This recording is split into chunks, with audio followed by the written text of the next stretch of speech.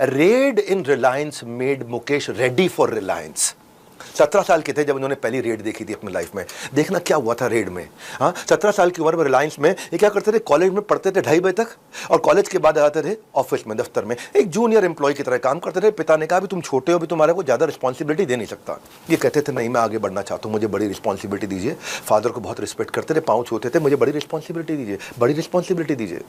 अब फादर धीरूभाई अंबानी एक बार जा रहे हैं फ्लैशबैक में, यूएस की तरफ गए थे ट्रिप पे, बिजनेस ट्रिप था उनका यूएस में, और गवर्नमेंट की एक एजेंसी ने डेलिबरेटली मौका ढूंढा कि सरप्राइज रेड, अब इस समय नहीं है ना यहाँ पे, अब जाकर के मारते हैं। और रेड का कारण था कि इनकी मोनोपोली बढ़ती जा रही थी, यार्न के धंधे में मोनोपोली हो गई थी। तो क्या किया, कॉम्पिटिटर्स ने इनको एक्यूज किया, इनके ऊपर दोषारोपण किया कि रिलायंस वायलेट कर रहा है सेक्शन 3 ऑफ कॉम्पिटिटर्स एक्ट। जो कॉम्पिटिशन एक्ट का सेक्शन 3 है उसके हिसाब से आप देश के अंदर मोनोपोली नहीं क्रिएट कर सकते, लेकिन इनकी मोनोपोली थी। अब उस रेड को संभालने वाला कोई था नहीं, क्योंकि धीरूभाई है नहीं वहाँ पे, ये 17 साल के, अनिल और भी छोटे। उस रेड के अंदर 3 चीज़ें पकड़ में आई, समझना, मैं तो डेप्थ देता हूँ, डेप्थ ऐसे हवा में नहीं लेके जाऊँगा। इतना कमा लिया शादी में, इतने लोग नचा दिए, देखो देखो क्या, वो सब नहीं करूँगा मैं। डेप्थ इन स्ट्रैटेजी बिजनेस की 3 चीज़ें क्या निकली, पहली पकड़ो। पहली, इन्होंने क्या किया, जापानीज कंपनी के साथ ना एक बल्क परचेजिंग एग्रीमेंट कर लिया। बहुत मोटा माल आपसे खरीदेंगे लेकिन प्राइस लॉक कर दो, इससे ऊपर प्राइस नहीं देंगे। बाढ़ आए, तूफान आए, आंधी आए, कुछ भी आए, ये मेरा प्राइस है, इस पे लेंगे। अब जापानियों को जब इतना बड़ा ऑर्डर मिला, उस ऑर्डर में क्या किया, मिनिमम बाइंग गारंटी कर दी। दूसरी चीज, इतना माल तो मैं खरीदूंगा ही खरीदूंगा। अब जो सप्लायर है उसके साथ में एक्सक्लूसिव राइट ले लिया, बोला भारत में अब आप किसी और को नहीं दे सकते, खाली हमको दोगे। ये थी दूसरी चीज, bulk purchasing agreement, price lock कर दिया और एक्सक्लूसिव राइट ले लिया। अब मोनोपोली जैसी सिचुएशन हो गई, कॉम्पिटिटर को अगर यान खरीदना है लोकल प्रोड्यूसर से खरीदे। अब लोकल प्रोड्यूसर वो रेट ही ना मैच कर पाए जो जापान से उठा के ले, पूरा जापान उठा करके इंडिया में भर दिया पूरा।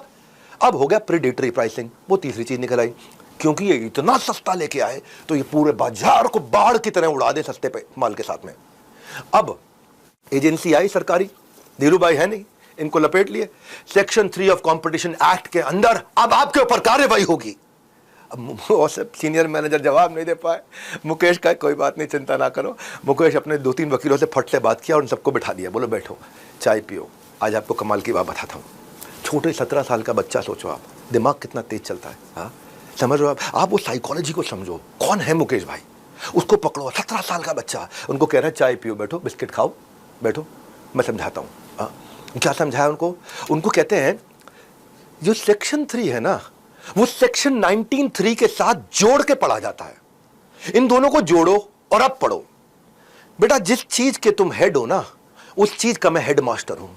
मुकेश भाई बोले तुम जिस रेड मारने आए हो ना, मैं उस रेड मारने में तुम्हारा हेड मास्टर कैसे हूं, बात समझो। सेक्शन 3 अकेले पढ़ते नहीं, 19(3) के साथ में पढ़ते। बोले वो क्या? वो कहते हैं कि अगर मोनोपोली कर भी रहे हो भारतवासियों के कंज्यूमर वेलफेयर के लिए, आपकी प्राइसिंग स्ट्रैटेजी इसलिए है कि कंज्यूमर को लो प्राइस मिले, बेटर सर्विस मिले और प्रोडक्ट की अवेलेबिलिटी मिल जाए, प्रोडक्ट मिल जाए अच्छे से, और अगर भारतवासियों का फायदा हो रहा हो तो आप मेरे पे किसी भी प्रकार से कार्रवाई नहीं कर सकते।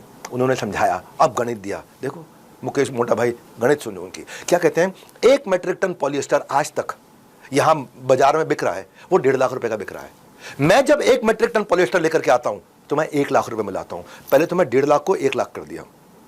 अब उसके बाद 20,000 रुपए का प्रॉफिट रख के मेरा कंपटीशन भी बेचता है, मैं भी बेचता हूं। मेरा कंपटीशन बेचता है 1,70,000 रुपए में, मैं बेचता हूं 1,20,000 रुपए में। जो पॉलिएस्टर के साथ में जो टेक्सटाइल मार्केट में जो कपड़ा बनाने वाला है, जिसने कपड़ा बनाना है, उसको हर मेट्रिक टन के ऊपर 50,000 रुपए का बचत है मेरे साथ में। और वो बचत से हो क्या रहा है? बोलो क्या हो रहा है? बोले देश में औरतों को साड़ियां सस्ती मिल रही है, देश में आदमियों को सूट सस्ते मिल रहे हैं, पैंट सस्ती मिल रही है, शर्ट सस्ती मिल रही है। भारत आज भी गरीबी का देश है, अगर मैं उनको सस्ता कपड़ा दिला पा रहा हूं, हाँ, तो ये मोनोपोली में आप मेरे पर किसी प्रकार का कोई आधिकारिक कार्रवाई नहीं कर सकते। साड़ी क्या है मालूम आपको? ये गहना है आज हमारे देश की औरतों का, और उनको मैं लो प्राइस के साथ वो कंफर्ट दे रहा हूं। और अगर आप लोगों ने कोई भी कार्रवाई करी और मेरी फैक्ट्री बंद हुई, तो मेरी फैक्ट्री बंद हुई, मेरे सारे एम्प्लॉय गए, मेरे सारे एम्प्लॉय गए, यहाँ का लोकल धंधा सर गया, मेरे साथ जुड़े हुए जितने और बिजनेसमैन हैं वो भी गए, पूरे के पूरे राज्य पे असर आ जाएगा इसका। आपको जितना टैक्स मिलता है ना हमसे, वो मिलना बंद हो जाएगा। मैं कॉमन मैन के लिए काम करता हूँ। और वहीं रेड नलीफाई हो गई। तो red in Reliance made Mukesh ready for Reliance. ऐसा रेडी हो गया कि जब धीरू भाई आए ना, उनके रोंगटे खड़े हो गए। बोला 17 साल का बेटा मेरा पूत के पाँव पालने में दिखा गया। धीरू भाई ने बोला तुम कह रहे थे ना तुम्हारे को जिम्मेदारी चाहिए। 18 साल की उम्र में बोर्ड मेंबर बना दिया उनको रिलायंस इंडस्ट्रीज लिमिटेड का। वो जो ऑफिसर आए थे ना, वो ऑफिसर वो सोच रहे थे कि रण में राजा नहीं है तो वार कर दो, लेकिन वो ये नहीं जानते थे मैदान में उसका सामना जिससे होने वाला है वो आगे चल के बिजनेस का बादशाह बनेगा। ये टाइकून इन मेकिंग मुकेश भाई अंबानी।